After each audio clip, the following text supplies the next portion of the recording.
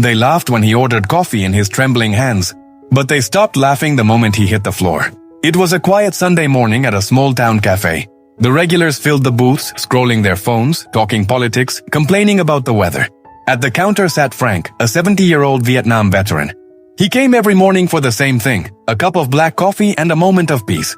Most didn't notice him. Those who did thought he was just some old guy mumbling to himself about the past.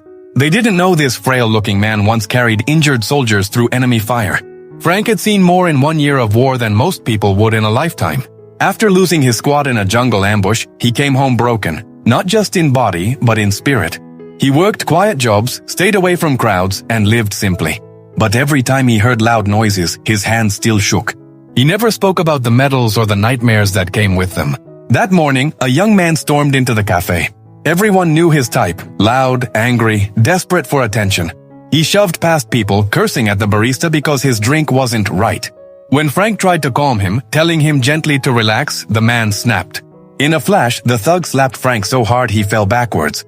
The sound echoed, coffee cups froze midair.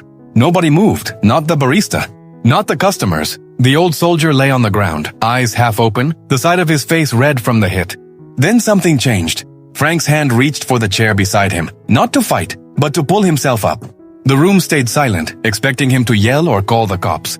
Instead, he stood tall, stared straight into the young man's eyes, and said with a calm that cut through the noise, "Son, I've been hit harder by people who never made it home.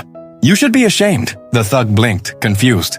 That quiet sentence carried more power than any punch. The crowd finally came alive, gasps, whispers, phones recording. The young man's face turned pale as he backed away, tripping over a chair. But instead of sympathy, someone muttered, "He probably provoked it."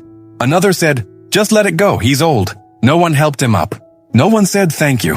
The cafe manager even asked Frank to leave. "You're causing a scene, sir." He walked out slowly, shoulders heavy but head high. That's how soldiers leave a battlefield, alone but undefeated.